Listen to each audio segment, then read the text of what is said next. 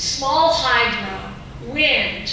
This is the direction we have to go for our own independence, because if we want to actually protect our soil and not poison it, protect our water and not poison it, we need to move away from fossil fuels towards renewable energy.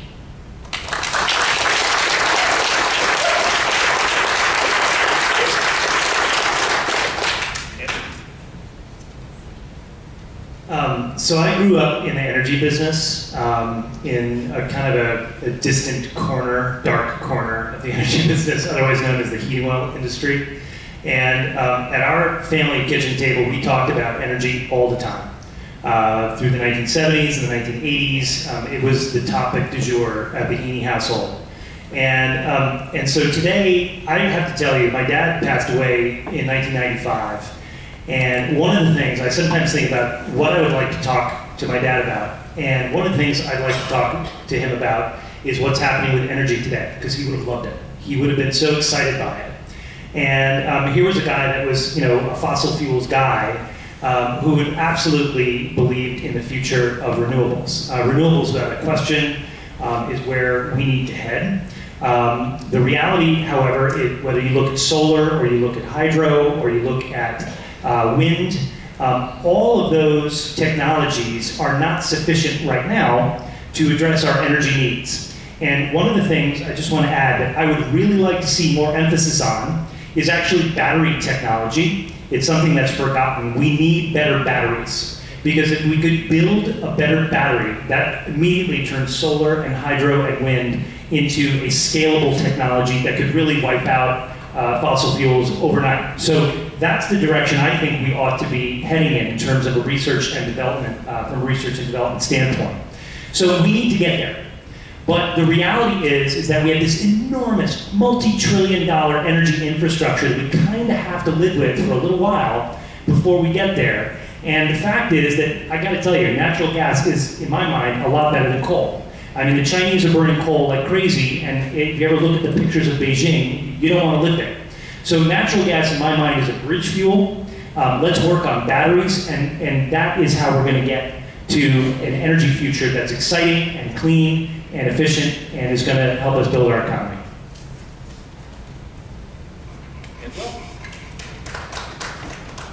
So 60% of the new electricity that came online in the last year were from solar sources. I think this is a huge opportunity. When folks ask me all the time on the trail, name me an issue that you think you can work on Republicans on, I think it's solar. Because we're at this wonderful intersection that's happening where there are folks that are all for it and have been since the 70s because it's good for the planet. I am one of those people. And there is another group that understands that this is a source of jobs, and the price of these solar panels are a point in this country where we can empower people to be the authors of their own energy futures.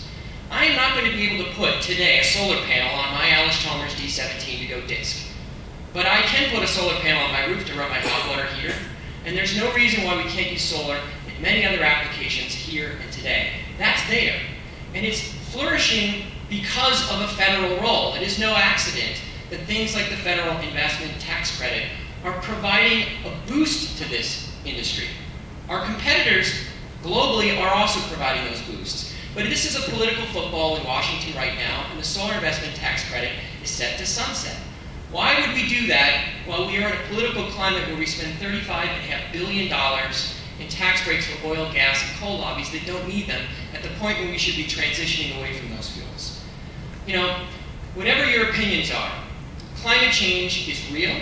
I believe it is the most significant threat facing civilization. You show me an issue of foreign policy, or our agriculture, or public health. None of these problems are going to be easier to solve in a warming climate. And I'll tell you another quick anecdote. I saw the evolution of our predecessor, Chris Gibson, happen, in part because the president of my farm bureau in Columbia County stood up at a meeting one day and said, I may be a Republican, but I believe in climate change, and let me tell you the effects that I've seen on my farm. There is still time to act. Solar is a key, tangible first step to moving us in the right direction for weaning this country off of fossil fuels.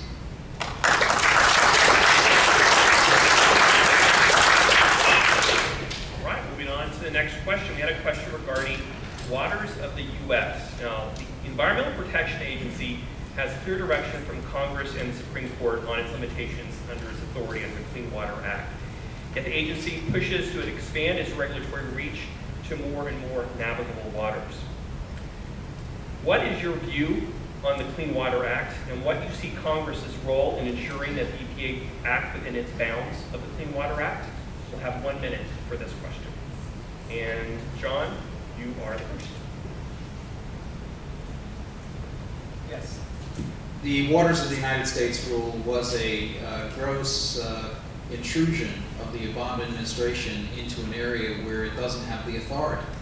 And fortunately, the Waters of the United States rule, for those that you don't know, would have basically had the EPA and the Army Corps regulating farmers down to drainage ditches on their fields.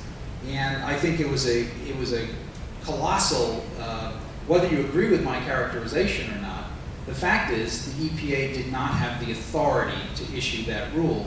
And the courts have agreed. The Circuit Court of Appeals has stopped the implementation of the Waters rule.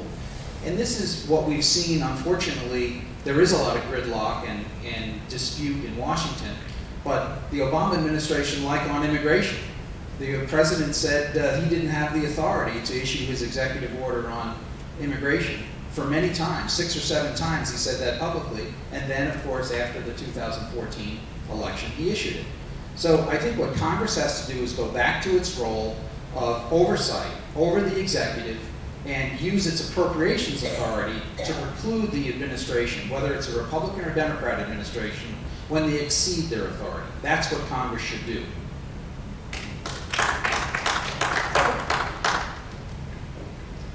I think one of the most important things in the Clean Water Act, and this is a water year, we see what's happening in Hoosick Falls, which is terrifying for people who live there and not great for property values. What's happening with PFOA testing?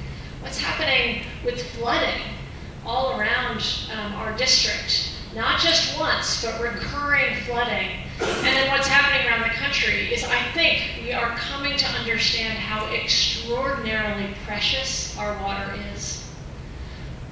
There are a lot of farmers that I've talked to who recognize that and recognize how important it is that we protect the natural resource of our water.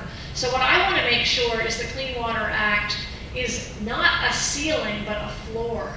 And that states that want to, as New York should, protect our extraordinary streams and rivers, have the freedom to do that through our own local laws.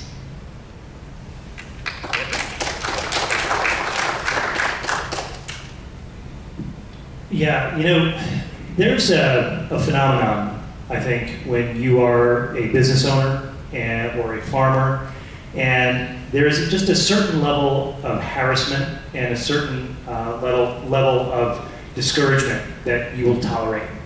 And when I talk to small business owners and farmers about the future, I've got to tell you right now, they're not feeling very good about the future. And one of the reasons is they feel like they're being harassed. They're being harassed out of business. And, you know, I do trust that farmers believe in clean water. I do trust them. I trust the small farmer. I trust the mid-sized family-owned farmer not to pollute his own water. I don't think I need the government to tell him what to do. I don't think I need the government to interfere and insert itself into his daily functioning. We have to get back to common sense. We have to allow our small business owners and our farmers to manage their affairs and not believe that our government is the only solution to managing farmers who are, supposedly damaging our water supplies. Will? You know, I've probably worked on water issues to a greater degree than anyone else on this panel. I did my undergraduate work at Princeton on nutrient cycling and water, the Hudson River. I've worked on clean water drinking systems in the city of Providence as a graduate student, and even written some policy documents in this and worked as a journalist for many years on clean water. I'm a clean water guy, but I have some serious reservations about the waters of the U.S. and actually have a vote on this as a Livingston councilman. When I saw maps of this proposal and how it would affect some of the local farms in my area, it wasn't clear how a field, in some cases that had been plowed and managed for generations, would be able to revise its management plan of that farm around this new law. My background is in ecology. I worry about the lack of funding that we already have for the EPA to enforce the mandates that it already has on its book. It is a chronically underfunded agency. And I would support, instead of the waters of the U.S., rather funding more soil and water conservation efforts at a local level to help farmers be the good stewards that we know they are for the land.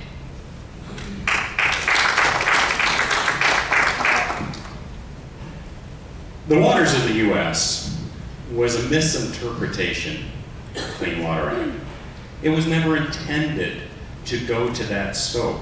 They misinterpreted purposely the definition of navigable water. They're now saying anything that eventually ends up in a navigable water is a navigable water. That's not what the act was about. It's a case of a president putting on his dictatorial hat, issuing executive orders, and having non-elected bureaucrats who've never been elected to anything put laws into effect. Nobody's an better environmentalist than a farmer. I'm not going to ruin my land any more than the previous generation ruined it for me. It's the waters of the U.S. is nothing other than bureaucratic overreach. It's not only the EPA, it's all sorts of bureaucrats and agencies who need to be facilitators and not regulators. When I get to Washington, my main focus is going to make sure that bureaucracies facilitate us doing what we need to do, not overregulate. Thank you very much. Next question concerns the Farm Bill. Farm Bill important to farmers, rural communities, as well as urban consumers.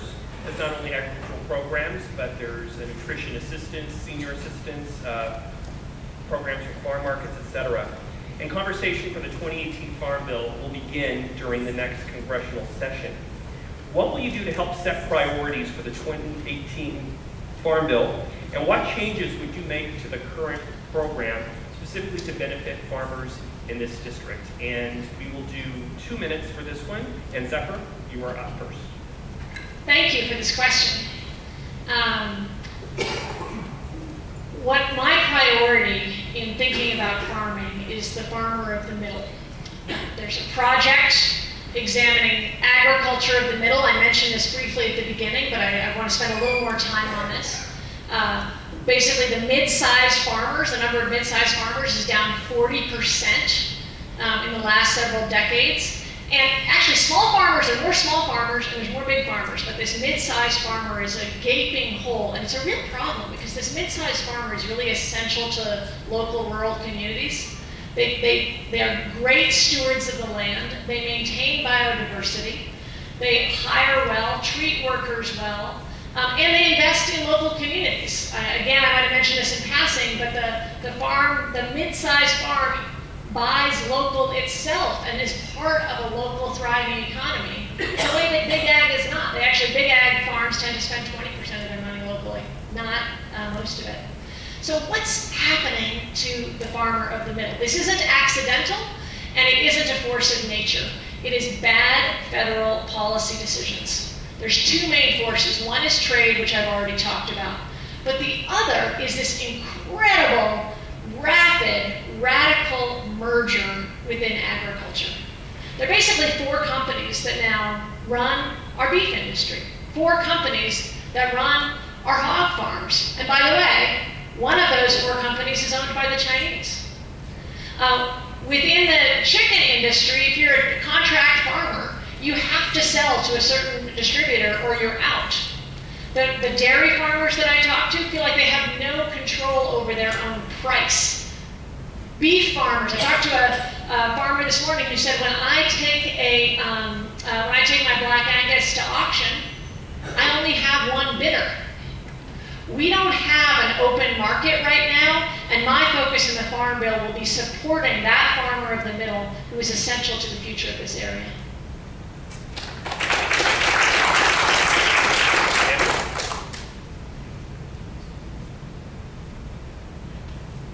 So the Farm Bill is this enormously complicated piece of legislation. There are so many pieces of the puzzle. But what I want to do, if I'm lucky enough to be elected, I want to be an unapologetic supporter of my farmers in the 19th district. And I know that my farmers in the 19th district are small and medium-sized family farms. So that's going to be my priority. If I am going to weigh in on the Farm Bill, I'm going to weigh in for them. One of the things I've seen in Washington is there is this culture of lobbying. The big ag companies are at an enormous advantage because they can hand out lots of checks to congressmen and have an enormous advantage in how that farm bill is created. So one of the first things I'm going to do before I negotiate anything with anybody is I'm not accepting special interest money from those companies because their interests are directly in conflict with those of my farmers. I also have met, and as I mentioned, sat across the table from many of our dairy farmers. We have this incredible history and tradition of dairy farming here in the 19th district. And we are in a desperate situation right now for our dairy farmers. They are in crisis. And I want to see a logical, simple safety net for our dairy farmers. Right now there is this hideously complicated insurance program that I think half of our farmers don't truly understand how to utilize it or how to take advantage of it. It's way overthought. We need to get down to a simple system to provide a simple safety net for our farmers and to protect them from wild price swings in the commodity prices of milk and beef and other products like that. So that's what I would do. Will? So in my oddly nerdy free time, when I'm not taking care of my newborn child or on the campaign trail, I'm trying to get my way through the 968 pages of the Farm Bill. It's a very heavy bill. It makes a thud on the table that makes the dog bark in the next room when you put it down. But what do you think 3/4 of the funding for the Farm Bill goes to? Farm Bureau people can't answer that question. 3/4 of the Farm Bill deals with what? Food stamps. Okay, food stamps in the last iteration were cut by $8 billion.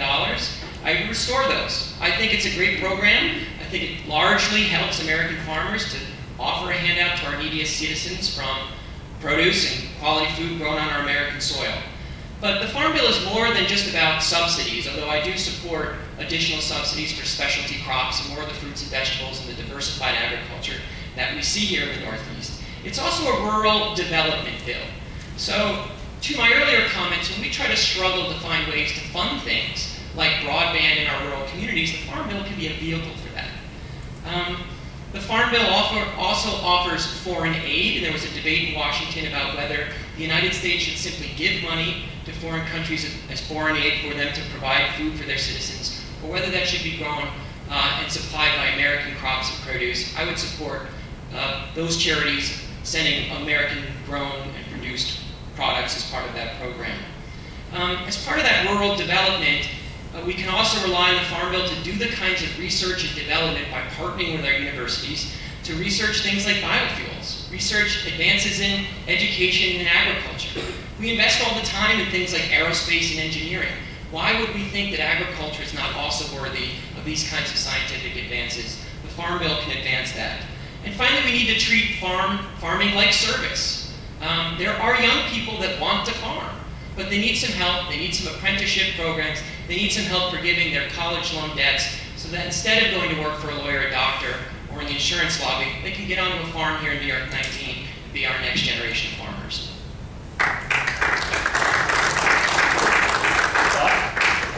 I have a little experience with the Farm Bill, other than being a farmer myself pretty much my whole life, except when I was a journalist, and I was a farm journalist. I was on Chris Gibson's Ag Advisory Committee when we worked through the previous Farm Bill. And interesting thoughts that farm income peaked in the United States in 2013 at $123 billion. Then we had 3 consecutive bumper crops. That sounds like a good thing, right? 3 bumper crops. 2016, farm income was $54.8 billion. 55% drop in farm income in 3 years. Boom and bust is the reason that we need to revisit the Farm Bill every 5 years. Changing markets expose weaknesses and flaws that need to be addressed and adjusted. The new bill will be due in 2017, and there's a lot of pressure for cuts from both sides. But were you aware that the pay-go rules in Congress says that any new spending must be offset with cuts to other programs under the same committee's jurisdiction? It's going to make it difficult to work with a farm bill. If we don't do something, like Will said, to make farming profitable, we're in trouble. People outside agriculture, they complain about the size of the ag budget, so let's separate the food programs from the ag budget. Did you realize that farm programs, like I said before, are 1/4% of the federal budget? Less than 1 penny of every dollar is spent on food security. There's a movement to cut $3 billion from the crop insurance. Crop insurance is not perfect, but it's better than direct payments. And if we didn't have crop insurance and we had a natural disaster like I mentioned earlier, instead of $3 billion in crop insurance, we would have $30 billion in disaster payments. It's not perfect. It needs to be worked on every 5 years. That's why the founders and our forefathers, when they started USDA, set it up that way. Thank you, Bob. John? Well, on the Farm Bill 2017, the discussion will start. I do think an early area that we should have to look at is the margin protection program. It hasn't worked. The insurance is often unaffordable, and when you buy the lower cost insurance, it often isn't worth it. So I do think there needs to be some regional variation in terms of cost factors that should be introduced into that. I do think also we should emphasize more things like cooperative extension and soil and water conservation. I think those are going to be significantly important for the 19th Congressional District and indeed upstate New York. And food stamps. Will had mentioned food stamps. I think it's just ludicrous that the same Department of Agriculture that says that you can buy soda with food stamps. We spend $2.5 billion of taxpayer dollars so people can buy soda with food stamps. That same Department of Agriculture says you can't serve whole milk or 2% or flavored milk in a school lunch program. It just simply makes no sense. And this is just a wacky example of how the federal government and these elites down in Washington come up with these schemes to think they're going to reordain and redesign everything in society. Well, you know what? I think milk is better for kids than soda. And it makes no sense for us to be paying for $2.5 billion worth of soda out of food stamps and not allowing the school lunch program to serve whole milk. I think also we have to look at the corporate welfare. Ethanol subsidies, I think we should get rid of them. They wreck small engines. They cost people fuel economy. 3 to 4 miles a gallon is wasted. And we also need to, I'm concerned about some of the arguments I hear about trade here. You know what? The place where agriculture, American agriculture and American dairy is going to sell is abroad. So we have to foster more selling of American agricultural products, especially dairy, abroad. Our next question from the crowd. Our current Congress is completely dysfunctional. What would you do to make sure things get done, and would you work with the other party in compromise? We'll do 1 minute for this question since we're getting close. Andrew, we will start with you. Good question. My model, my hero, my personal political hero, was a guy named Jack Kemp. Jack Kemp was a congressman from upstate New York, and he was a principled conservative. He never deviated from his principles as a conservative. But Jack Kemp wrote groundbreaking legislation. The Economic Recovery Act of 1981 was written with Bill Roth, a Democrat. And so to me, the model in Congress today is that the problem, the reason I think Congress is so broken is that we have a class of professional politicians who are more concerned about re-election than they are about service. And we need a return to citizen representation. We need people who are going to Washington as a calling, not as a profession, not as a way to make money, and are going there to get work done. Stick to your principles. If you're a conservative, be a principled conservative and get the work done for the people. Will? Now, when I first was interested in running for this job, I went down to DC and talked to some members. Chris Gibson was one of them, and I asked them, is this country and this Congress really as bitterly partisan and divided as the media makes it out to be? And they said very simply, it's worse. It's worse than that. We probably live in the most divided politics since the reconstruction of the Civil War. And it is an entirely fair question to ask any one of us, what the heck do you expect to accomplish in this climate? All I can say is that you have to focus on the common ground that you can find. When I think of issues that I can work with Republicans on, I look to infrastructure, I look to some clean energy issues, I look to tax reform, and you build personal relationships and work across the aisles as hard as that work sounds. There's no easy shortcut. I have spent my whole political career working with Republicans in the town of Livingston, and I've still managed them to pass things that they wouldn't initially support, like banning hydrofracking and helping other towns to do the same, supporting our cultural historic resources, and developing our solar resources. It's the hard work of government. There is no shortcut. It starts with personal relationships and experience. Bob?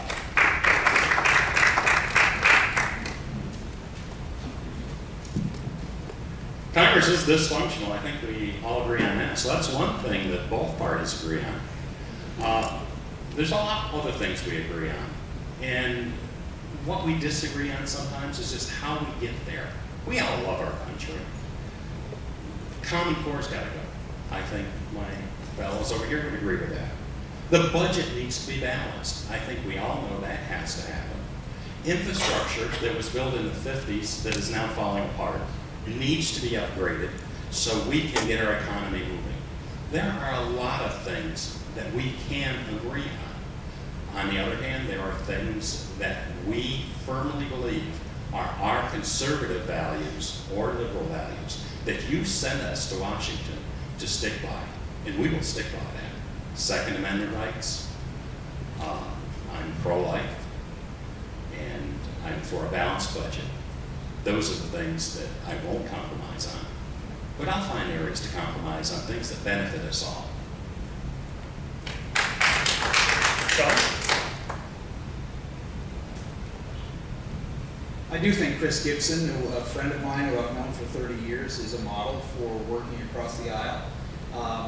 I have always worked across the aisle in terms of when I was in elective office. I last was in elective office 13 years ago, but I'm proud of the fact that I worked on many different issues and worked across the aisle. I think a perfect example of where we can have bipartisan cooperation is on the issue of heroin abuse and prescription opioid drug abuse. I think that's an area which doesn't discriminate whether you're a Democrat or Republican, rural or urban, male or female. It doesn't matter what color you are. Heroin abuse is a plague upon our communities, and that's something that I laid out a plan.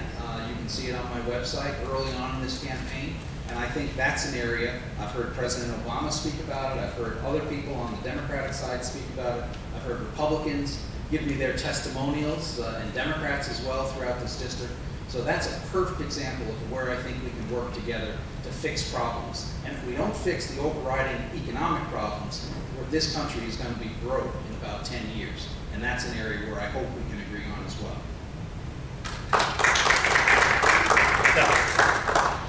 So I have always also worked across the aisle. I was the national director of the Sunlight Foundation, and I worked with the Heritage Foundation and Cato, and focusing on making federal contracting database public. I think if you know who you are and what you care about, it's actually really easy as long as you're gracious. Mike Huckabee's former digital director is telling everybody he knows that they should vote for me because he knows I'm serious about corruption. And Mark McKinnon, a key advisor to George Bush, has been supportive of my campaign because he knows I'm serious about corruption. I can do that. But I want to say two other things. One is, I don't think I fit into an easy box, and I don't think most people do either right now. I don't think people feel connected to the political parties. They don't necessarily feel like they're heard. So I don't think we should be putting people in simple boxes. But the deep question behind the questioner is about this crisis in Washington and in our country, which is so real.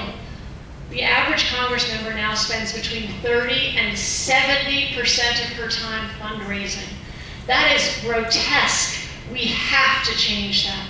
We have to bring back this country for, by, and of the people.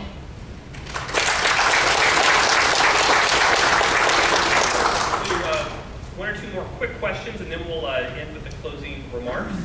One contentious issue as of late in Congress has been on trying to come up with a national GMO labeling standard, especially as Vermont prepares to enact its own statewide policy. Those in favor of biotechnology say it can reduce the demands for water, pesticide use, and ensure stability of entire crops like the papaya in Hawaii. The other side, there is a lot of confusion and fear associated with biotechnology. What is your view on the use of this important technology in food production? And would you support a science-based approach to the labeling of GMO products? We'll do 1 minute for this question, and it is Andrew's turn to begin. Oh, I'm sorry, Will's turn. I apologize. So I'm trained as a biologist. That's my primary academic experience. And so one of the things I always try to break with my progressive colleagues on this is all the time if we as Democrats are complaining that the Republicans are ignoring the science of climate change, I think we have to be very clear about what the science of GMOs are. I don't think GMOs across the board are harmful. I think there's a potential for good in that research to develop crops that are more drought resistant, that use less water and less land, and that we shouldn't wholesale reject that technology when there are real environmental benefits that come from it. Along with that come the right of consumers to know exactly what they're buying. And I think the question is the model that we use to help pay for that. For example, we have a system where producers certify organic products, and then they label that product as organic, and then get a value-added price for that.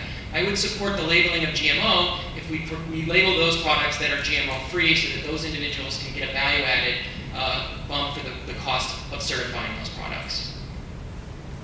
Bob?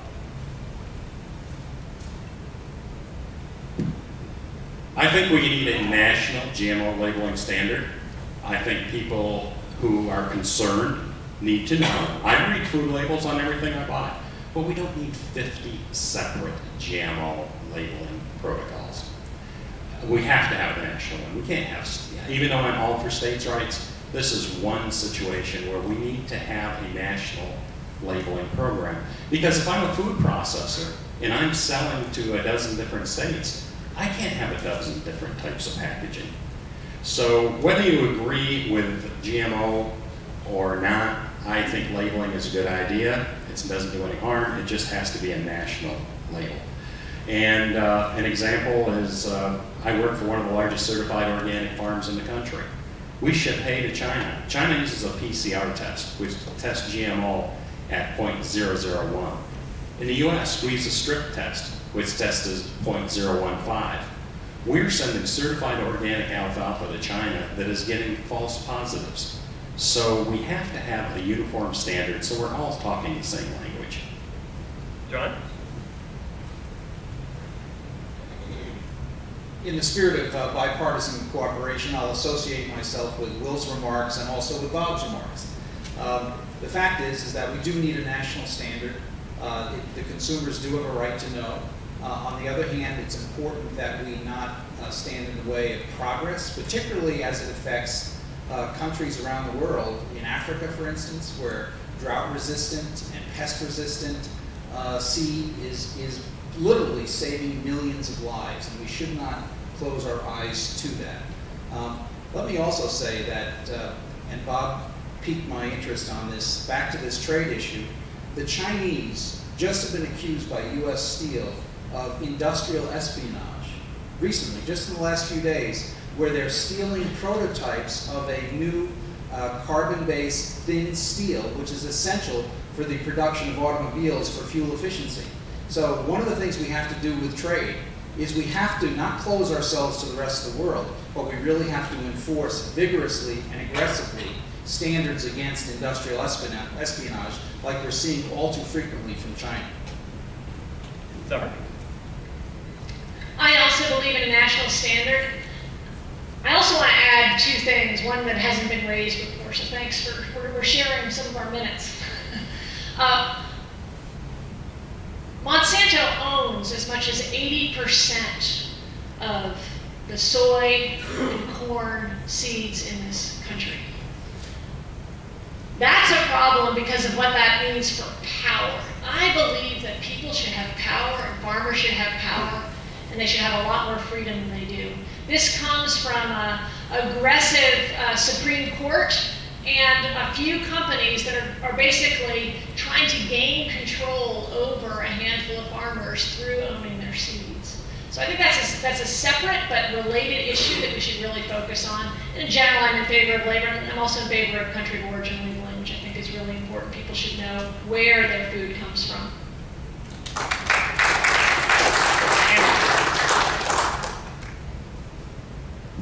Yeah, I will echo everyone's sentiments. I think Vermont just passed the first law on labeling.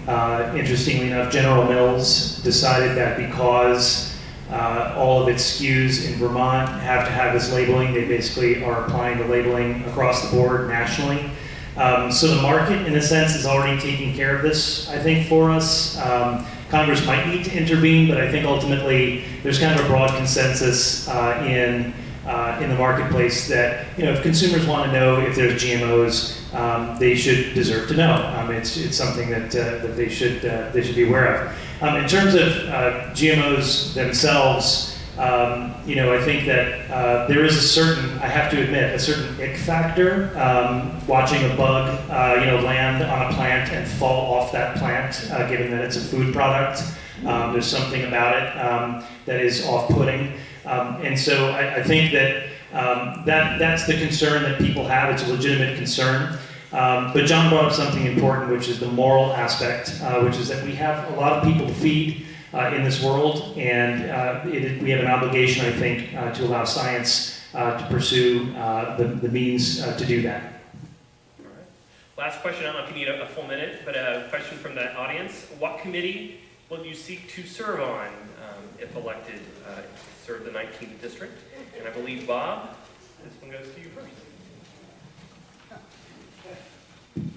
We're having a test, and if anybody gets this wrong, you have to stay after. Of course, agriculture. John? Ways and Means and Agriculture would be my number 1 and 2 picks. And given that I would be a freshman if I'm there, probably won't get on Ways and Means. Zephyr? I'm going to add some more because of the freshman component. So energy and commerce, ag, small business, and education. Andrew? Ag, but probably the one that most important to me would be Veterans Affairs. We have 52,000 veterans in this district. It's a very large population, a very diverse population, about half of them over 65, half under. And our veterans, I'd like, it's probably the number 1 caseload item for the congressman's office. And I would like to have the authority and the ability to metaphorically chase bureaucrats down the hall and get action on behalf of my veterans and be able to take care of my veterans better. That's why I would join that committee. Energy or ag, for all the reasons cited, and just to score the point that the Agricultural Committee doesn't just deal with the things that matter for farms and farmers, but for rural communities. It's a rural opportunity for rural development. It's an opportunity to do something for our rural seniors. It's an opportunity to fund the broadband that I keep talking about, which is so critical for our young people to participate in the 21st century economy, and for all those reasons, I'd be honored to serve on the Ag Committee. All right. Well, we are essentially out of time, so we will close with the closing statements. Each candidate gets 1 minute to address all of you, and we're going to go in reverse order from the opening statements. So, Bob, we will begin with you. You can stay there, or you all start at the podium. Feel free to come up here if you like. It's up to you. Actually, it feels good to stand. Feel good to sit. Most of the people, a lot of the people in here know me. I've been here my whole life. Those of you involved in agriculture realize that I'm on the board of directors of the Delaware County Farm Bureau. I am a delegate to the State Farm Bureau Convention each year. I'm one of you. I've lived like you have. I've raised my family in this area. I have my business in this area. I've worked as a journalist covering your businesses in this area. So we need to send one of our own to Washington. We don't need to send career politicians. We don't need to send outsiders who have moved into the district just to run. We need to send one of our own that understands what we're up against every day and is committed to making sure that the next generation has the same opportunities that we've had. Thank you.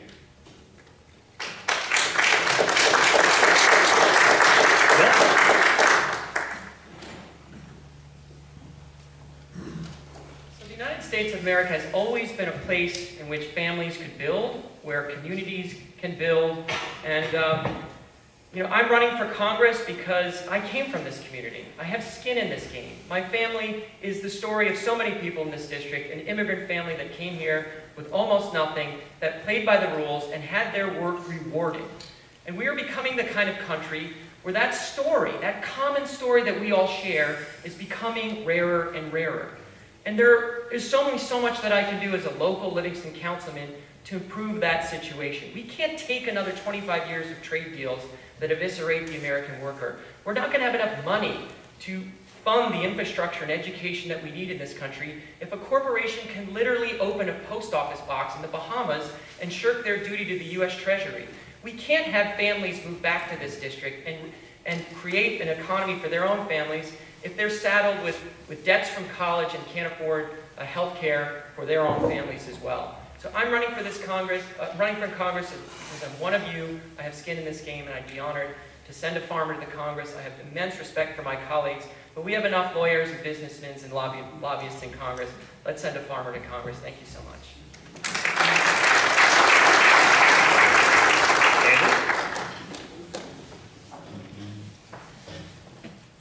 Yeah, listen, I'm really honored to be here. Thank you for having me. My story is pretty simple. I'm a small business person, and that informs my perspective. I'm running. What it boils down to is my children. My kids are 10, 6, and 4. I think this country is on the wrong path. I'm deeply concerned about it. I think that we have a fundamentally broken system. I think that system is broken because we have a cadre of professional politicians and special interests that are working together in an unholy alliance that has frozen progress in this country, and I think we need to introduce citizen representation back into the mix to address those challenges. We talked a lot about challenges here in the 19th District tonight. I have to tell you, I'm incredibly optimistic about our country, about this district. We have unparalleled assets, incredible gifts. 4th, 5th, 6th generation farmers, beautiful land, beautiful resources. Let's take that, let's turn it into a way to regrow and to regenerate our economy here in the 19th District and all across this country. Thank you all for your time tonight.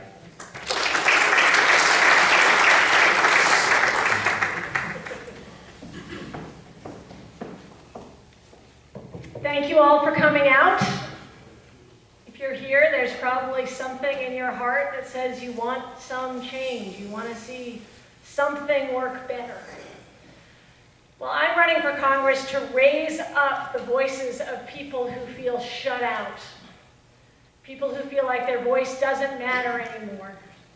And I, in Congress, will do what I have always done. When nobody else would, I ran against Andrew Cuomo because of the corruption in Albany, and our voices got heard. I stood up against fracking, and our voices got heard. I stood up against Common Core, and our voices got heard. I've been standing up against the TPP, against the big banks, and for universal, competitive, high-speed broadband for several years, and our voices are getting heard.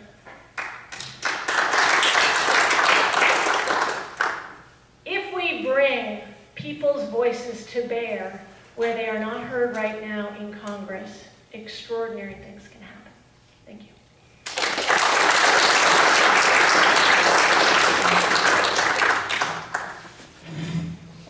Thank you, Steve, and thank everyone for being here tonight, and thank the Farm Bureau for putting on this forum, and thank all of you for coming.